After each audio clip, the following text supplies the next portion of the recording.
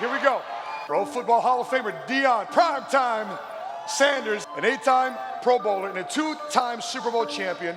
Sanders played 14 NFL seasons for the Atlanta Falcons, 49ers, Cowboys, Redskins, and Baltimore Ravens. Sanders is now officially Coach Prime, head coach of Jackson State University Tigers football program. During the fall 2021 football season, Coach Prime was named SWAC Coach of the Year and led the JSU Tigers to the SWAC championship just in his first year. He's the only person in professional sports history to play in both a World Series and a Super Bowl. Ladies and gentlemen, please give a warm welcome. Yes, give a warm welcome to Coach Deion Primetime Sanders. Thankful for the women that I know. All right, Coach, coming off of foot surgery, how's it doing? I'm doing pretty good. I haven't walked this far in a long time, but I'm happy because I'm happy to see all of you. Someone told me you're trying to get to the moon. I'm ready to go with you, okay? Coach, let me share with you why we chose to bring you here. You know, when we're thinking about domination, which is the theme of our year this year. I like it. Year of domination, yes? And we recognize your story. There's folks here in the multicultural community of which you were part of, Fort Myers, Florida, that you grew up in. Right. And we're serving a demographic that's been overlooked and underserved as a result of financial education. And a lot of them aren't as talented as you are. A lot of them aren't as talented. And when we're thinking about... I'm not going to say they're not talented. Okay. They didn't just exercise the gift. Exercise that gift. We're always blessed with talents. Every last one of you have a talent, but it's on you to develop and exercise and go get it. That's on you. That's not on mama, that's not on daddy, that's not on the friend, that's not on the homie, that's on you to go get it. So all of you got something inside of you that is just screaming to get out, and it's about time that you bring it out. That's it. So Coach, you know, there's a lot of human specimens out there that are athletes. I'm thinking about MJ. I'm thinking about Bo Jackson. We interviewed him last year at the Awesome. AT&T Stadium. Usain Bolt, human specimen, physical specimen. LeBron James, specimen. And you're a specimen. So when we're looking at talent, when does talent stop until work ethic takes over to get to the next level of domination? Well, I like work ethic and I like talent, but I also love character.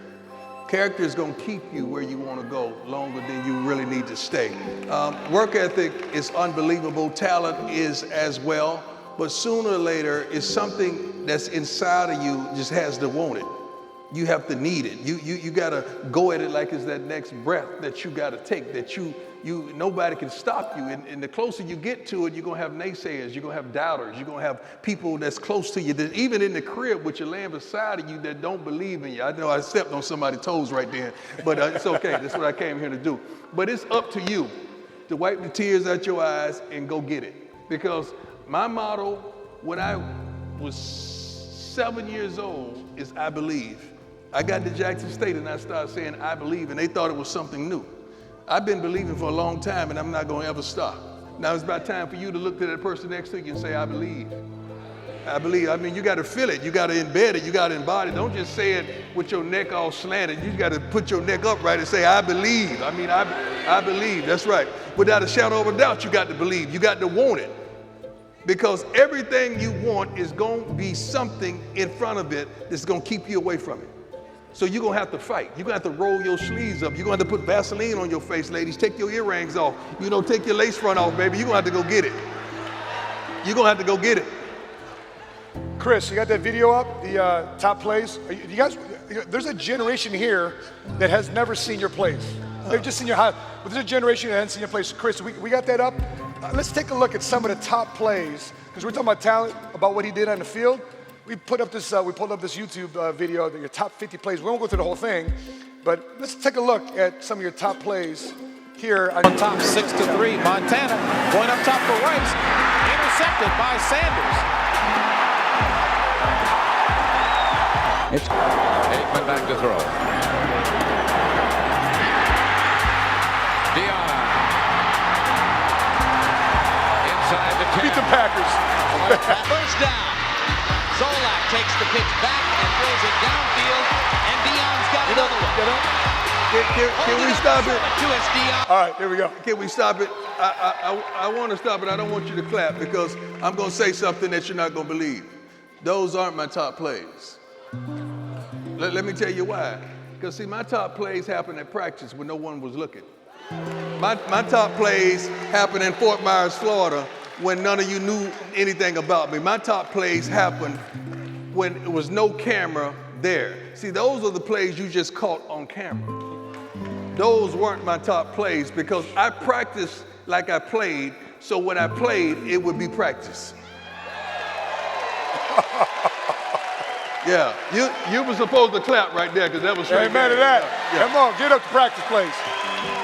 So there's somebody out there right now, the light ain't on you, but keep making plays. Nobody's talking about you, but keep making plays. That's right. I know your sales numbers aren't where your friend is, but keep making plays. I know nobody's talking about you, and you're not on the leaderboard right now, but baby, keep making plays.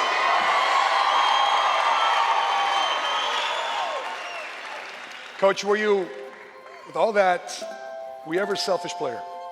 I don't know what selfish is when you're playing a team sport.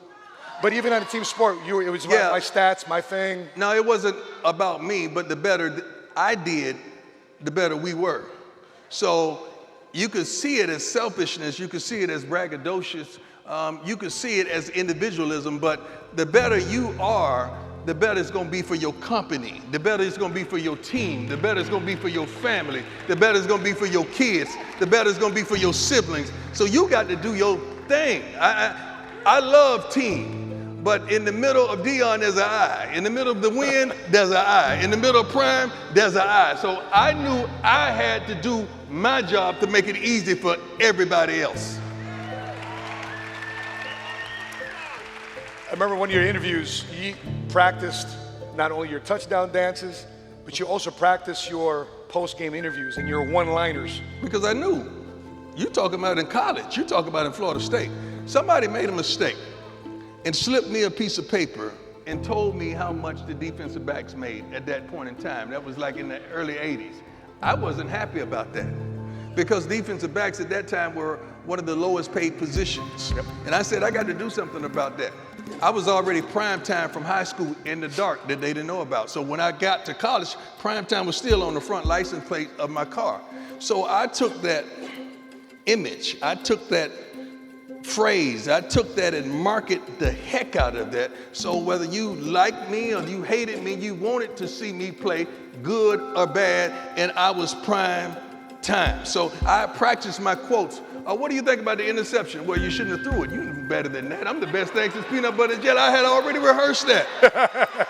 I had already rehearsed that in the dark. What do you think about that punt return? I told him not to kick to me. You'll be better off going for it on fourth down. I had already rehearsed these quotes because I believe. We're going back to I believe. I believed in me so much. I knew I was going to make the play, but I just needed a package of marketability to put myself up there where no one was. And guess what? Old primetime Deion Sanders from the 239 from Fort Myers, Florida, never set a foot in the NFL. And the day I walked in the NFL, I was the highest paid defensive back ever. Boom, that's it. From college to the pros, there's this funny thing called the combine. Combine. Okay, we have a legend of you at the combine. You gotta understand what the combine is. It's where they test you. Sure. Where they poke at you. They tell you about your past and your history, and they do all kind of bench press tests and 40-yard dash and shuttle runs and all of that. And I went to that combine. Yeah. And should have let in that story. they had the bench press there, and I was engaged in a good conversation with one of my cohorts, and they kept saying, Sanders, Sanders. I looked at them, I said, no, I'm good. They said, well, you got to get up a bench. I say, well, I don't think Jerry Rice is going to lay across my hands and let him do like that, so I don't really need that. I'm good. Because I came there for one specific goal. That was run a 40-yard dash to allow them to know that I was what they thought I was. And when I ran it, I kept going and left the building because there was no more to talk about. So sooner or later, you've got to bet on you. You believe in everybody else, you clap for everybody else, you support everybody else, you baking cakes and making cookies for everybody else. But when are you going to look in the mirror and believe in the darn person you see? It's about time for you to believe in you, because you got it. You got it. You just got to bring that thing that's on the inside out. So when I went to the combine, I already knew what I had. It was just time for me to show the world. And that's what I did. So when you're looking at the story of you getting in a limo, Yep. getting in a limo, you ran out to do your 40. Yep. Did you even look back to see what your time was? I didn't have to. Because sometimes in life you know that you know.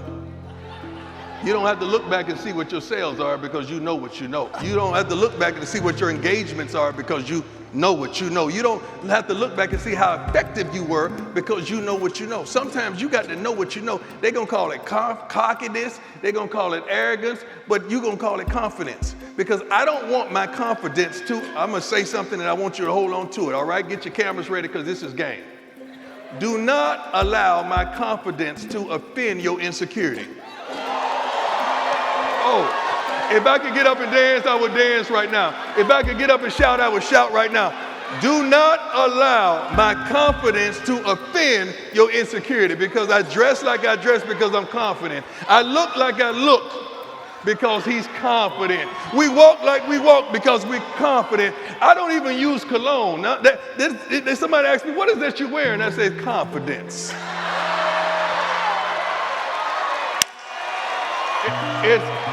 It's my natural odor.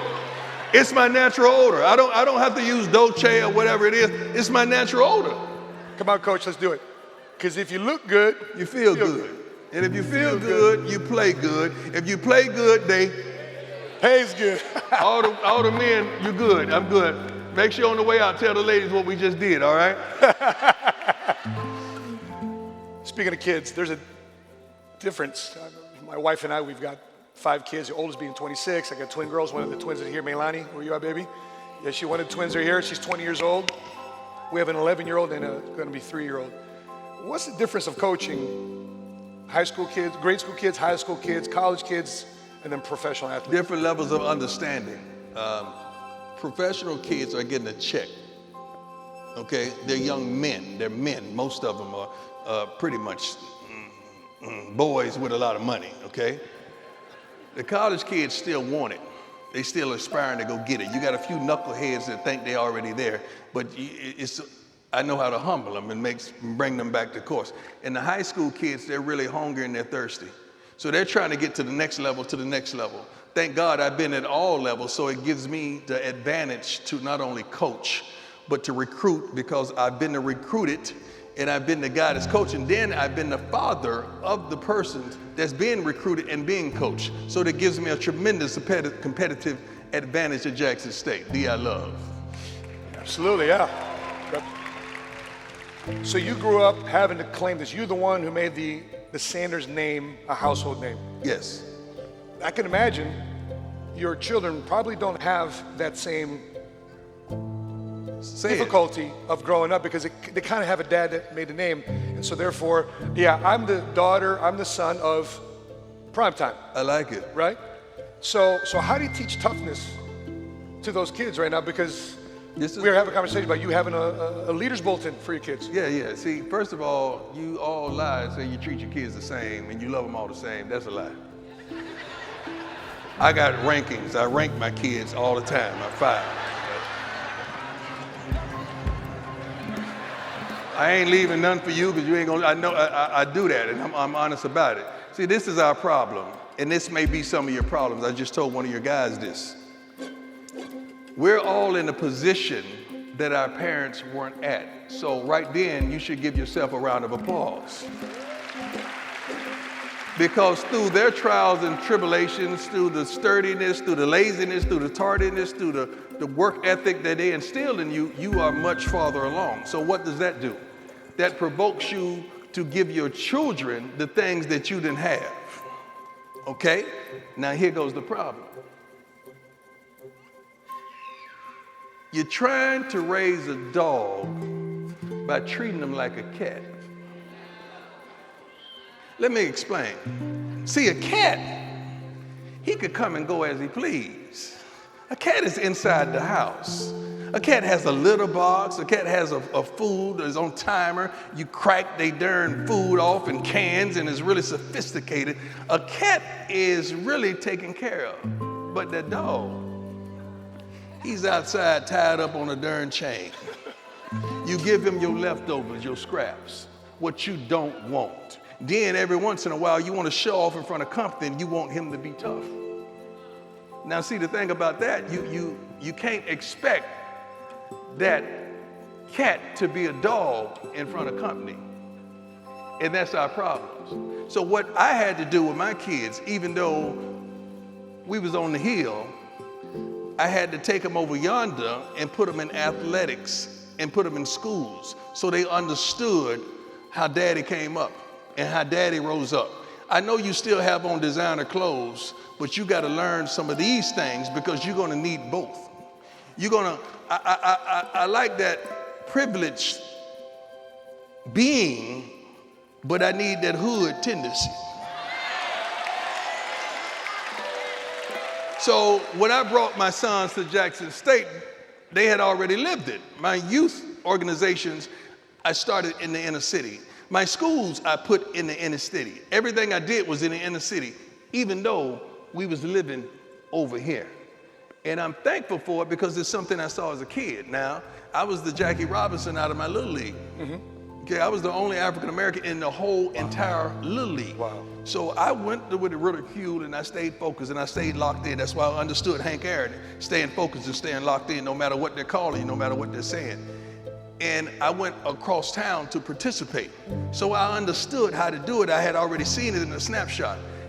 Be careful what you show your kids and what they see because they're gonna recant and recall everything. Now, I want you to keep on raising that cat, but you got to teach him some dog tendencies. That's how I raise my kids. I'm sorry, but it works for me. There you go.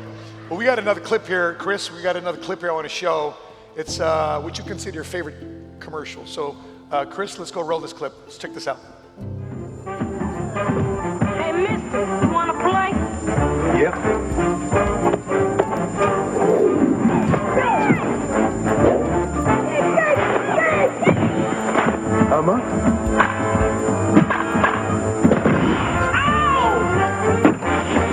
I ain't getting that. He get his own ball. Mister, don't you got a football game to go to? Let me tell you about that spot. That company had a hard time understanding my thought process and who I was. And when I told them my biggest fans are the youth, because sometimes people my age and people that look like me didn't really understand me.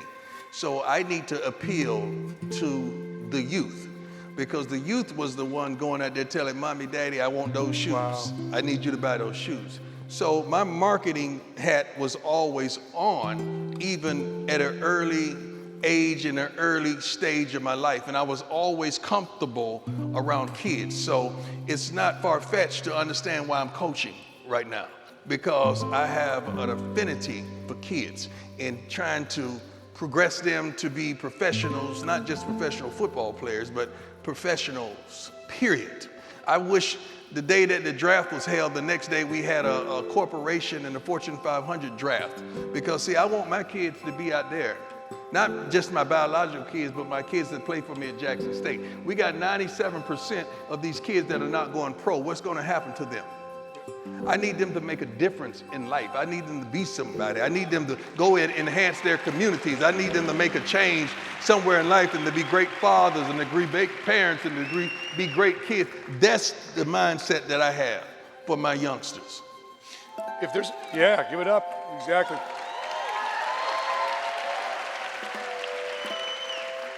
If there are athletes right now, whatever sport, and you like their example on the field and also off the field, and these are your kids, who would you tell them to watch? Jesus. Best player. A great recruiter, I hear. Yeah, but see, oftentimes you got to understand those things that you see, those things that you clap for, those things that you cheer for, those things that you idolize, they're not role models, they're models playing a role. You don't know who they are, you just saw them doing what they're gifted and blessed to do for 2 hours of the day. Could you imagine if the world got an opportunity to see you at your best for 2 hours a day, how your profile would just be enhanced, everything would be wonderful, everything would be so different, because we're showing you for 2 hours doing what you're gifted to do. But what happens to the other 22? See, that's where the problem occurs. That's where the trappings of life occurs. And so oftentimes we do fall into those trappings. I would advise you to be that role model for your child, for your friend, for your homies, for that person that looks up to you and looks out for you. You need to be that person. The role model should be somebody you can touch. My mama was my role model, man. My mama was that. My mama was all that in a bag of chips and will cuss you out to this day and not stumble over a word. My mama worked and made sure and saw one another, although they never met. My mother, even when I made it, she never asked for mink coats and gold chains and diamonds, although I got that for her. She's on her third home now, never asked for one. Because she was old school. She just wanted what was best for me. And she wasn't thirsty, she wasn't hungry, she wasn't seeking and searching for attention and adulations. And now we got parents trying to be the boss. We got parents trying to be in every commercial, trying to be in every shot. Although I did put my mama in a Super Bowl commercial, which you're gonna see on Sunday. Yeah, I had to make her do that. I had to make her do that. But it's a different game out there, so we got to be careful who we're calling role models. But I truly believe the role model you should be able to touch. You know, when did that change for you? Because, you know, we all seen you with the chains, the jewelry. That was When did it image. shift? That was image. Okay. Something you could imagine. That was not me. See, I'm a marketer. I market. And I'm pretty darn good at it. You should clap for me right there. Because I'm about to tell you a few things that you're not going to believe. I created that persona. I created that character. I'm from Fort Myers, Florida. Anybody in here from Fort Myers? Okay, let me tell you something, baby. When we grew up, the drug dealers were the guys. The rappers were the guys. What did they have?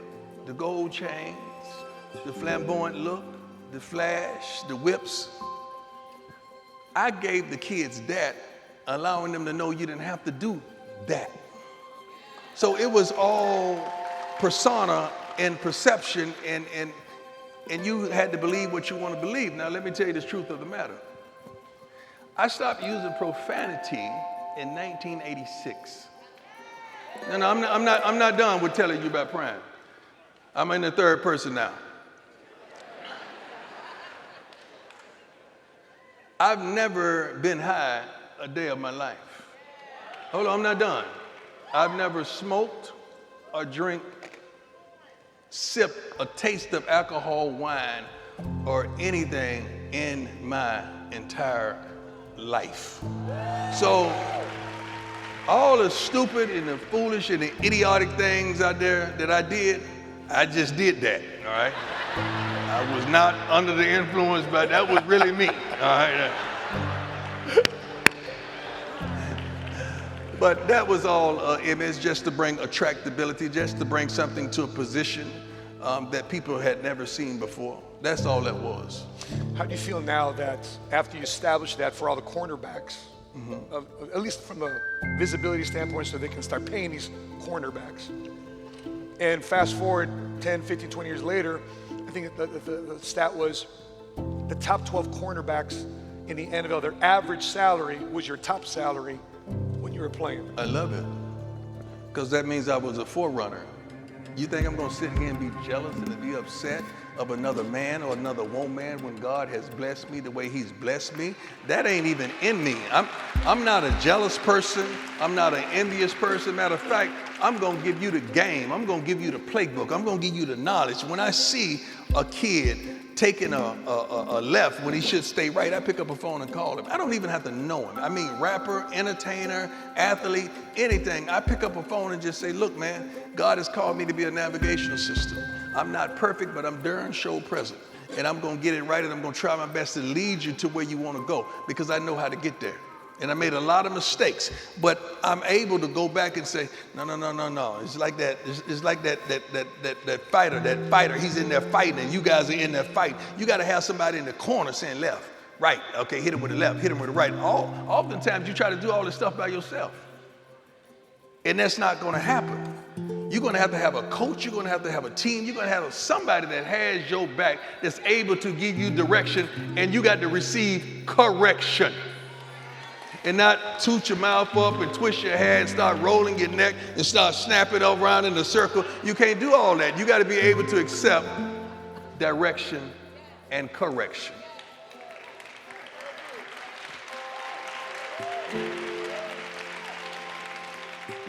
Go back to the kids right quick, because I'm just curious. How have you raised them to be competitive, and how do they move up or down on your daddy leader bulletin? Say that again. Yeah, how do they move up and down daddy's leaders bulletin? Oh, they got to do stuff for daddy. That's how they move up and down. They got no Christmas gift. They got me nothing for Christmas, but they expect something. You know, I really say, when they come over, I really say, y'all got to go back to the car and go ahead and get that, because I know you didn't walk in here empty-handed with expectation. But they do. My son's birthday was yesterday, and I said, happy birthday, son. I'm going to get you just what you got me. Nothing, all right? But I got a whole lot of wisdom and understanding for you. I don't want that, Daddy, okay?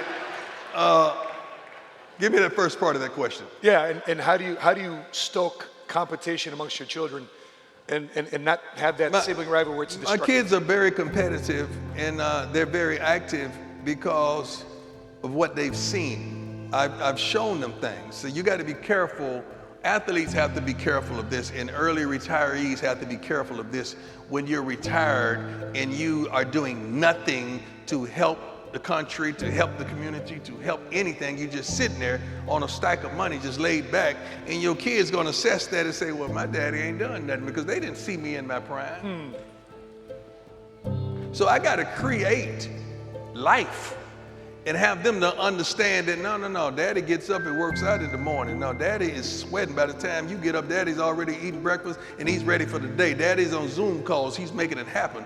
Daddy's thoughtful. He's really seeing things in the future that's trying to make sure it happen. Daddy is bringing people together. He's bringing unity and provoking change. They had to see all that stuff for themselves and then get in where they fit in. So now that they could see some of my attributes, now they could adopt some of them. They're not going to adopt all of them. Quit getting to the situation where you think your kids are going to be you. It ain't but one you, and you should be thankful it ain't but one you. It'll never be another you. That attitude you got, we don't want that, okay? That tardiness you got, nobody want that. But all those true qualities, yeah, you could have all that thing, but it's only one you. And I don't expect from my kids what I would do. I used to, and I got my little feelings hurt. If I expect that they're going to do this because I would have done that, I'm going to get my little feelings hurt because they got to learn for themselves.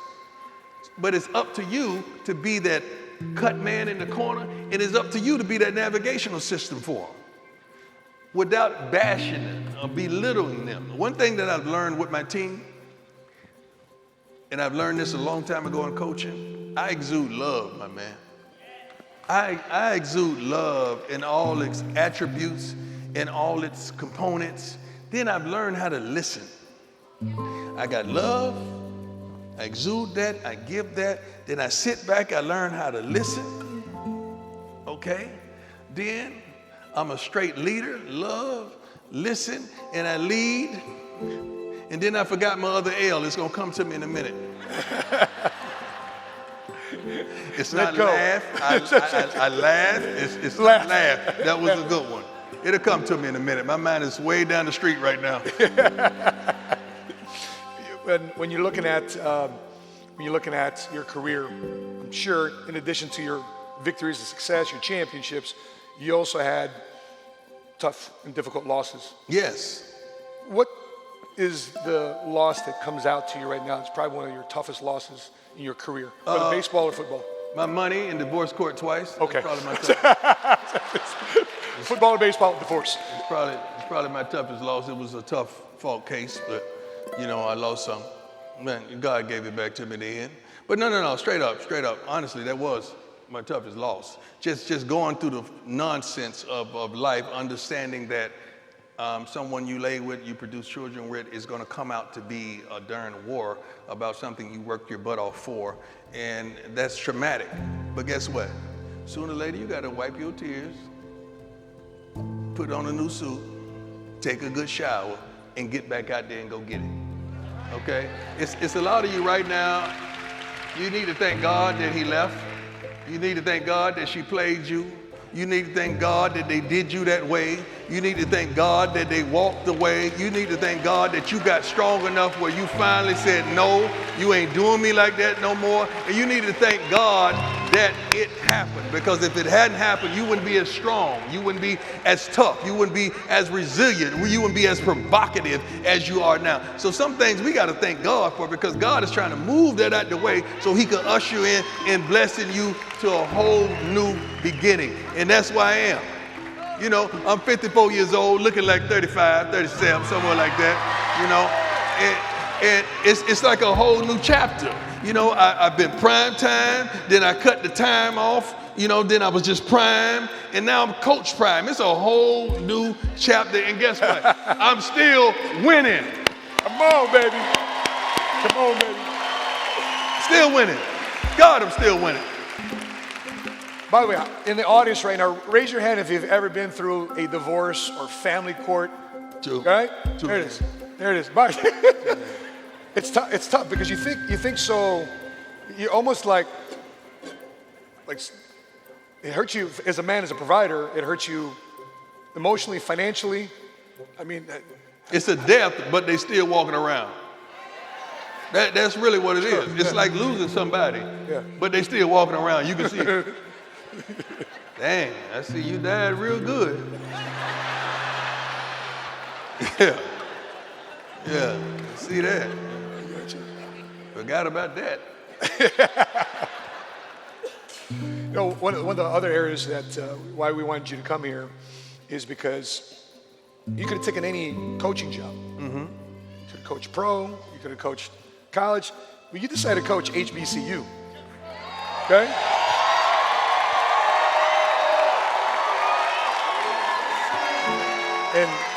And I'm a Chicago guy, and I grew up watching Walter Payton. Yeah. And he went to Jackson State. And, Amen. And why? Why HBCU? What? That was all God. Let me tell you how. I interviewed for 3 jobs, and I know I killed it. Not only did I kill it, I did the Dougie when I walked out that thing. I was so prepared and so on point and so progressive.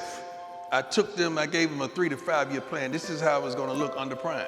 This is going to be a whole new beginning for your universities. This is what we're going to do. This is the kind of guys we're going to attract. This is the kind of kids. We're going to get kids that are smart, tough, fast, disciplined with character. We're going to do this. The marketability is going to do that. We're going to take your profile up. Or we're going to have a new stadium here, or the one that needed it. We're going to do it. I mean, I had it all down. And God said, no. I'm going to close those doors because I need you to go right there. I said, come on, Lord, come on, man. Now, that right there has more problems than a math book. HBCUs, am I lying? Okay, but he said, yeah, but I know they have more problems than a math book, but you got solutions. Not only do you have solutions, you got nerve. Not only do you have nerve, but you have believability and knowledge and wisdom and understanding. So I've kept you in the dark coaching youth and coaching high school for 15 years. Now it's time for me to bring you in the light because I know what you're going to bring to the table. And when I brought it, I brought it. And when I did it, I did it. and I hadn't stopped. So it's not a day to go by I'm not thinking of ways to enhance, not just Jackson State, all HBCUs. I'm calling everything out. I mean, the dorms, the food, the look. My thing was when I got to Jackson, I said, how in the world could a darn public high school look better than a public college? That don't make sense to me. How in the world can this college eat this and we have to eat that? That don't make sense to me. I start calling presidents. Not presidents on campus, but presidents of these companies. Look, I got a problem with our foods. We need to handle this. And I get everybody from the college and I get everybody from the company and we find out where the lie is. And the lie has to get up and go because they're forgetting, not only am I fighting for your kid and your kid and your kid and your kid and that kid of all ethnicities, but my kids are there on campus. So you think for 1 minute I'm gonna let your kid, your kid, your kid, your kid of all ethnicities starve and not sleep comfortably and my kids are on campus as well? The devil is a lie. We deserve the absolute best. We're gonna get the absolute best. We're gonna have the absolute best. It's no way that a college 2 hours down the road should be living better than we're living. It's no way in the world. And not only that, you gotta challenge the people that graduated. See, everybody clapped that attended, but those claps would cease when I talk about the giving back. Because that's where the difference is, the giving back. We have the propensity not to give back to what's blessed us. Baby, if you bless me like you blessed me today, you call me, we in Dallas, we going to dinner. Me, you, wife, and my lady, we going to dinner because you blessed me. I got to pay it forward. We got to learn how to do that, people. Yeah. We got to start blessing what blessed us. All the time, we just walk away and don't even look back over our shoulder and holler, I got mine. I know you got yours, but somebody else need to get theirs. I noticed watching ESPN that there was a special combine. Ellis Swallows and I were just talking about that. Chris and I were just talking about that. We saw coverage of an HBCU combine. I don't like it. No, it had to happen before, but I don't like it. The reason I don't like it, before I got into the HBCU coaching, I wanted it. I was the one thought of it, and I wanted to have it because it didn't exist. Yeah. But once I got into the HBCUs, I started saying, why would I settle for separatism?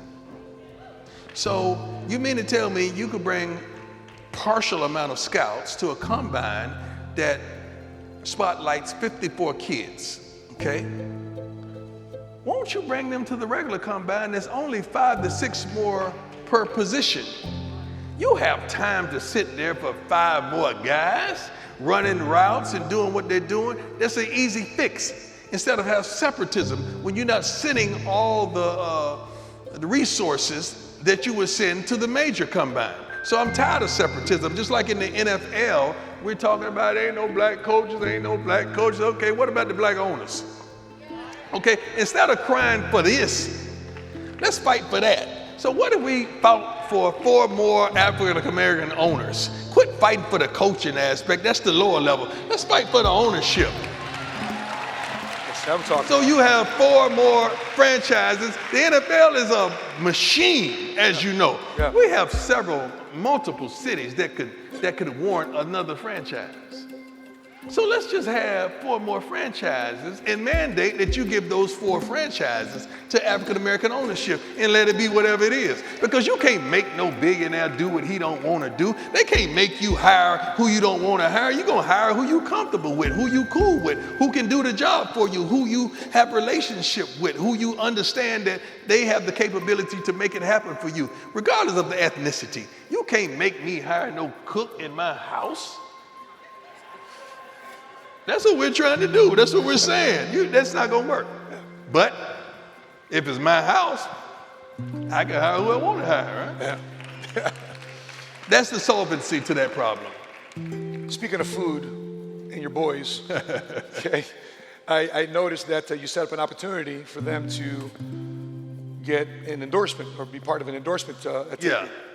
Yeah. We were talking up in the green room a little bit about what happened with your son, because like Filipinos, we tend to show up at things late, right? Black folks do too. Yeah, we do too. Sure. So I'm speaking for us. I'm sorry. I'm speaking for us. We do too. Can you share that story about what happened there in that conversation? Sam, was it Gillette? Gillette? I had a Gillette shoot at the crib because I can't really get around, so they come to the crib, thank God, to do a lot of my spots.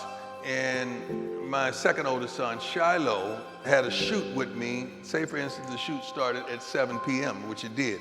The night before, I was in Jackson. I said, Shiloh, Dad is getting ready to drive back. If you want to jump in and ride with me, we straight. You could just fly back after the shoot. He said, no, Dad, I'm going somewhere. I said, you're going to the club with your brother. I know where you're going. You're going to kick it, and you got this little funky girl that's trying to do something with you, and that's what you're going to do, but you know you got business here. So he showed up to the spot, the shoot, probably about 10 minutes late, something like that. So I told my people, because we have the same representation, dock him for the time that he was late, because he has to learn good stewardship and understanding what you need to do. So we went through the whole read. I'm reading the whole prompter and reading all the stuff and being prime. He's seen me in this light, but he's never seen me do what I do. So, and I'm helping him. They gave him one little part, which I said, we're gonna give him a little more. It don't make no sense for him to drive several hours to be on camera for 3 minutes. So he was just fumbling and stumbling and it was horrible. So afterwards, I got on his butt and said, look, man, you don't understand. You got to take this just like a game. You got to be serious. This is real. This is how Daddy keep lights on around the house. This is how Daddy, you have 2 cars and you're in college and you're in a house in a gated community in college and your brother. This is how this stuff happens. But you got to start being this guy that they think you are. And he went back. He studied his butt off and came back the next day and brought it. But we docked him. We made him understand that there's a responsibility that comes along with being the man. Everybody want to be the man, or everybody want to be the woman until it's time to be the man and the woman. Because there's a lot of responsibilities come with being the man or the woman.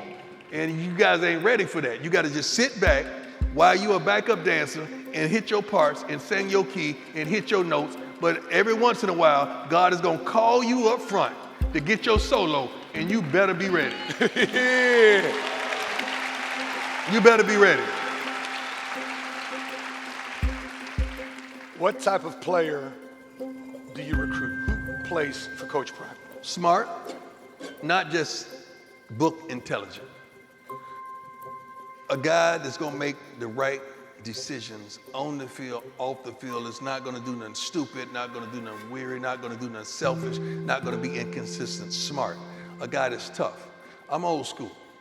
I coach old school. I don't say, oh, little Johnny, it's going to be all right. No, Johnny, it ain't going to be all right if you don't get your butt to this ball. Like that. I'm just old school. I don't pacify kids. I don't pacify them whatsoever. And I'm very structured. In practice, we're going to wear black socks. We're going to look the same. Your game should make you individual, not what you wear. So you're not going to see nobody in Jackson with one pant leg up and one down like they Flojo and all that stupidity and all that self-absorbentness. Well, Coach Prime, you did that. No, I didn't. If you really study my game, I did not. I did not. Smart, tough, mentally, physically, psychologically, fast, not just football fast.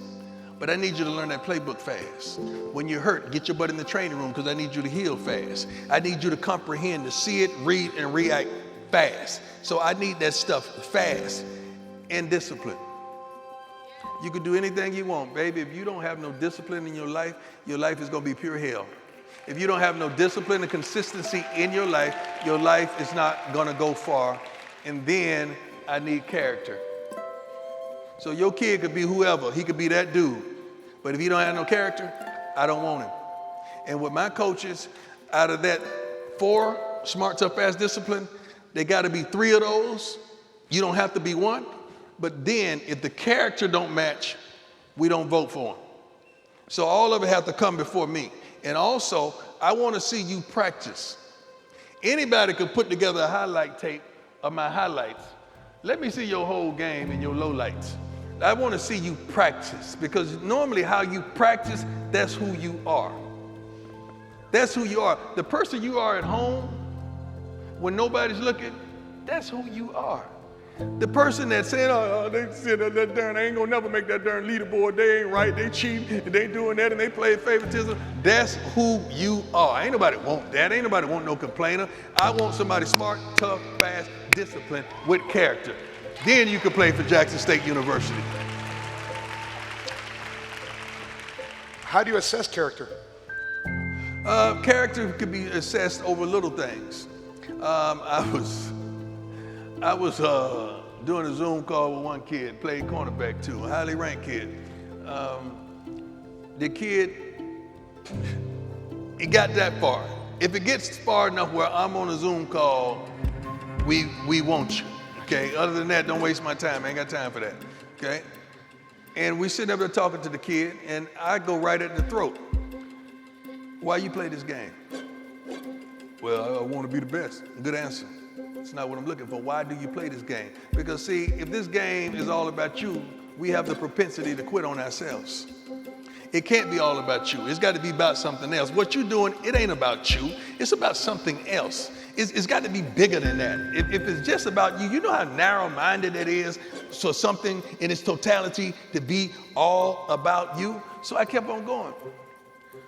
So, you know what? All right, son, I like it. Then he said, when we gonna talk about the business? I said, what are you talking about? The business. I said, what business, son? You know the business. I say, no, I don't know the business. I don't know who you think you're talking to, but there ain't gonna be no business nowhere with me. I don't play those games. I ain't paying you nothing. I'm not giving you nothing but an opportunity. So that character right there showed himself in the 9th hour. And everybody else had signed off, but he has to come through me in the last hour. And it showed himself. And I'm thankful because we go through little things and little synopses of what could happen, and we ask this question to trigger this, or we have home visits to trigger that. And oftentimes, when you go into a home visit, my coaches have, I haven't been on one yet, the kid ain't too far from the parents. If you see any consistency in the parents, it's going to be a consistency in the child. Inconsistency in the child. So we have so many different recruiting things, and size and height and weight are all components as well. So you just recruited the #1 high school player Yeah. in the land. Yeah. Right? He's coming to Jackson State. Yes, he is. Right? He's already at Jackson Oh, State.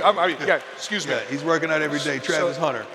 So take me to the process. How did you recruit him? Because the first hat he wore was Florida State. Yeah. And he had Georgia, and then Yeah. he had Alabama, Yeah. and then he rips off, I believe. They made a mistake. HBCU, where y'all at? They made a mistake, and they allowed me to schedule a visit for him. Homecoming. See, they know. Y'all don't know. What happens? At Jackson State, we have 60,000. The pageantry, the love, the respect, the honor, the bands, the dress, the look, the whole week leading up to that game and that moment. Then after walking the walk with our kids dressed to the nine, getting out there, he comes in the locker room and he hears my pregame speech.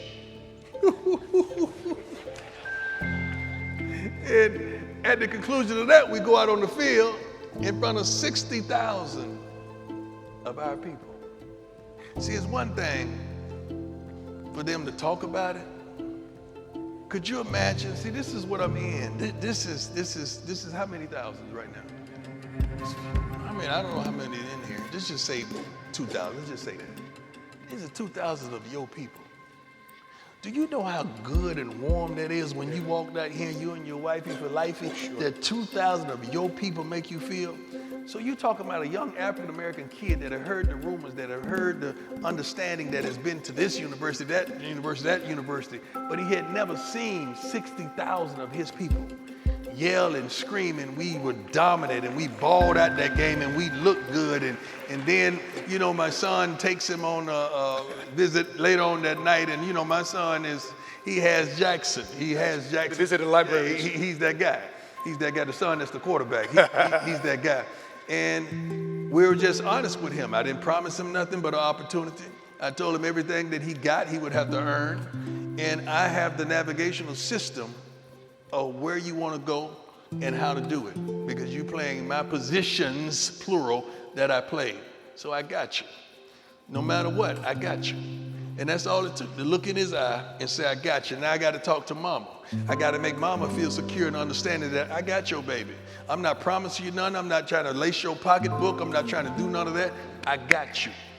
I'm going to make sure you bring me a boy, and when he leaves, he's going to be a man. And he's going to be smart, tough, fast, disciplined, and he's going to have a degree, and he's going to have multiple opportunities on and off the field because of the person that he's going to become. Because I see something in him that they never spoke to. And I spoke to that in the mom. You're talking about a mother that's married, have several kids running around the house, and they're looking for not only a way out, but a way up. And that kid can deliver them. So she's very protective about her baby. And we just went at it a whole different way. We showed love and respect and honor and humiliation. That we got you, baby. And that's all it took. We got it. Boom.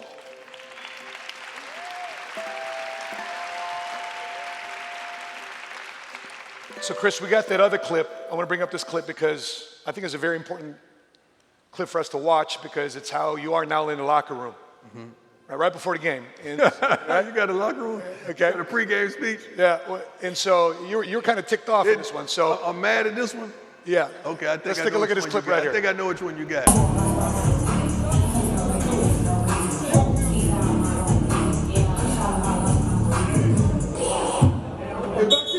If I catch one of y'all on your phone right now, you ain't playing. Get off the phone. Get locked in. Get off the phone. That was after warm-ups. We've gone out there, we've warmed up, and we get mentally, psychologically ready for the game. And I see a few fools on the phone. Who you talking to? What part of the game is this? I don't play that. This is the problem with that.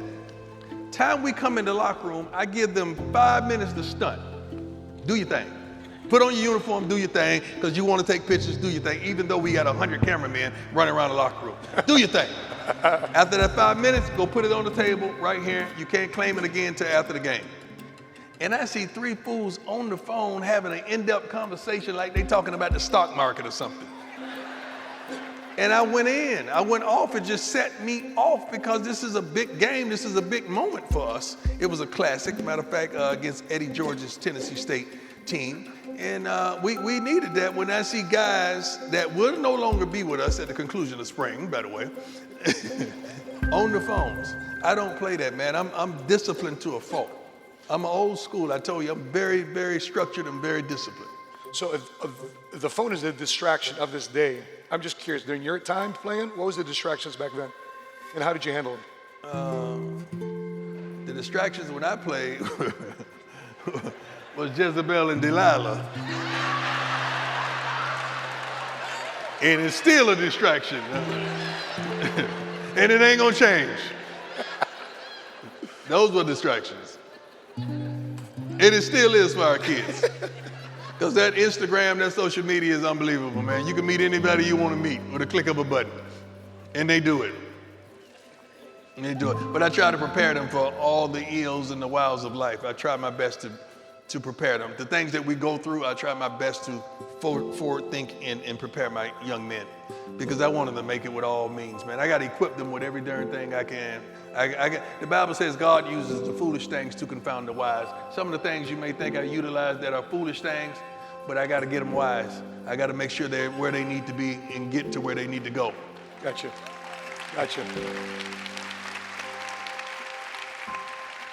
Coach, to wrap up time of the day, I have something here called the speed round. Okay. Fitting for you, right? Fitting. And the first answer that comes off the top of your head, shoot. I like that. All right. So get ready. Put your seatbelts on. Here we go. Because I got a heck of an imagination. Speaking of speed, who's the fastest? You or Bo Jackson? Me. You have a 4.21, but he's got a 4.17. Who recorded it? Who said it? Yeah. Okay. And All right. mine was that morning for breakfast, by the way.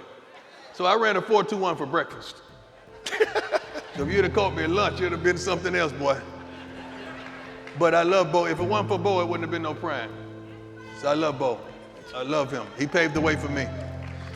By the way, Vic and Anna, Vic and Anna, they unknowingly leased an office space, and guess who's on the first floor? Bo Jackson. Bo is? Yeah. You joking? Selling meat. He's selling meat. It's the weirdest thing. He ran into him in the foyer. Speaking of Bo, what's one thing that you think separates you between Bo? That's a darn good one. Swag. Yeah.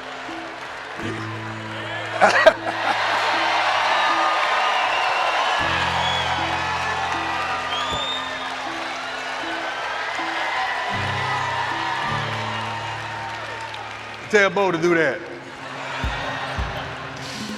Oh, that's that swag, baby. Give me some dab on that one, baby. When you guys actually ended up playing football against each other, who got the best of each played other? in college. We didn't play in pros. In college, I was a freshman at Florida State. Started, by the way, playing against Auburn and Bo Jackson, and Bo was Bo. Bo was Bo. I can remember this play like it was yesterday, man. They were in that affirmation or whatever, and it was a timeout, TV timeout. And coming off the timeout, he went to the crowd and like got him up. I said, oh, Lord Jesus. Because I know he was getting the ball. When you start doing telltale, that's just like a receiver runs out the huddle fast. I know you're getting the ball because you're running out the huddle fast. Other than that, you jog because you're mad because they're running play. So I understand that. And I was playing left corner, and it was a sweep to his left, away from me. And Bo broke, ran over 3-4 people, and I went and got him. Ran up on him like a Lamborghini. And when I got there, Bo put his hand on my helmet and prayed for me. He said, I just want this guy to be great in the name of Jesus. And pushed me on down, and guess what? I was great in the name of Jesus. And he went on to score a touchdown. That was my encounter with Bo Jackson. That's it. True story. Two-part question. Who is the most competitive player you played with? Most competitive I played with, Michael Irvin. Michael Irvin and Andre Rison. Atlanta won Dallas. Excuse me? One was Atlanta, one was Dallas. Rice is Atlanta? Yeah, Andre Rison was in Atlanta, Michael Irvin, yeah. Jerry Rice could be in that conversation as well, but they were very competitive. All three receivers, they wanted the ball early and often. They got in arguments at the Pro Bowl about the football. That was crazy. That's why I get mad when I see the mess that they do on television now with the Pro Bowl. I can't believe it. When I played in my era, Andre Rison, Michael Irvin, Jerry Rice would argue about the distribution of the football. And I would just sit down and say, Mike, your quarterback is getting ready to go in. He's going to throw you the ball. Jerry, your quarterback is going in. He's going to throw you the ball. Andre, you got luck, baby. We ain't got no quarterback here. Our quarterback from the Falcons didn't make it. So with that being said, who's the most competitive player you played against? Same. Mike Irvin. I played against all three of those guys, but I would give Mike the nod. So which player, either sport, which player earned the most respect from you? Earned the most respect. Shoot. Barry Bonds. Barry Bonds. Barry Bonds is the best baseball player I've ever seen in my life. It's nothing that he couldn't do. And it's an atrocity what they're doing with him with the Hall of Fame. That's an atrocity that I don't understand that. But Barry Bonds, even before any steroid accusations, he had 3 MVPs at home on the shelf. He was undarn believable and dedicated to the game, loved the game, and outfield, stealing bases, hitting. He was the most feared player ever to me. Who's your Mount Rushmore of players? That's easy. That's easy. Okay. That's easy. Okay. Hank Aaron, for what he endured in trying to eclipse Babe Ruth in the home run title, the racism, the injustice, it was ignorant, the death threats, all that, but he stayed locked and he stayed focused. Muhammad Ali, because where would I start? He was the greatest. He gave African Americans a hope and a power and an inner believing that we are somebody and we can overcome. Dr. J, he was the Michael Jordan before Michael Jordan. He was smooth, he was suave, he's a handsome gentleman. They called him doctor and he didn't even have a PhD. You're not bad. I grew up on him, and this is gonna startle you. And my final guy is O.J. Simpson, not the O.J. you know in the Bronco, okay? The other O.J. that I grew up on. I had juice mobiles when I was a kid. There was these shoes that Spot Built made. O.J. was so suave, and O.J. was so beloved by all ethnicities, I'm sorry. And he took care of his lineman. His lineman took care of him. We went over 2,000 yards. He was one of the most beloved persons in our country at one point in time because he had crossed over. And you know, then it took a sad left, okay? But those four individuals, I took bits and pieces and qualities and incorporated them in Prime, but still the stability of it all was my mama, okay? So she was the underlining of it all. So I could take that, but still, that's who I could touch every day. That's who I saw every day. So I incorporated her work ethic with those gentlemen, and I comprised Prime. If there's one thing you can tell anybody on what to do with their money, what would it be? What to do with your money, and what would it be? You got to bet on you. It's so funny that you believe in others, you would bet on others, you would support others, you would be there for others, you would even lie at times for others. But when it comes to you, you take a darn back seat. I don't understand it. I'm not a gambler. I don't play with money of that nature. When I go to casinos, I don't even frequent down there. They don't even give me free rooms because they know I ain't spending no money, okay? But every now and then, I go put $100 on 21 black. That's just an analogy. He got it, you didn't. That just meaning, that was my numbers, ladies, in football. That just means I'm gonna bet on me. I said, but I really came from Fort Myers then. I said, I'm gonna bet on me. I'm gonna believe in me because I know what I got inside me. I'm gonna bet on me regardless of what you think. I'm gonna be there for me regardless if you there or not.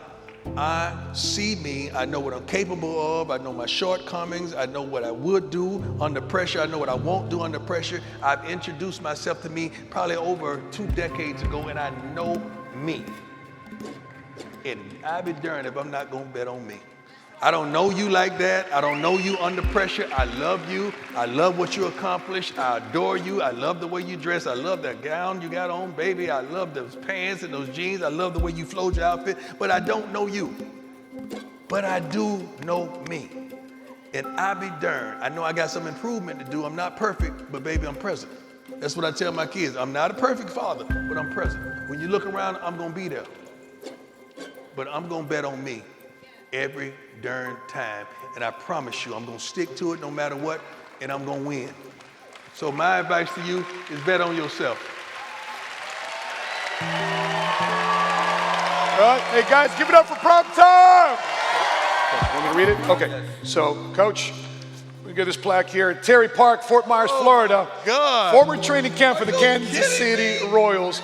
The place where home run balls were hustled and resold. It was here that a young Deion would have a divine encounter with Dick Hauser. Presented to Deion Sanders on behalf of PHP Agency. Bet on yourself. All right. All right.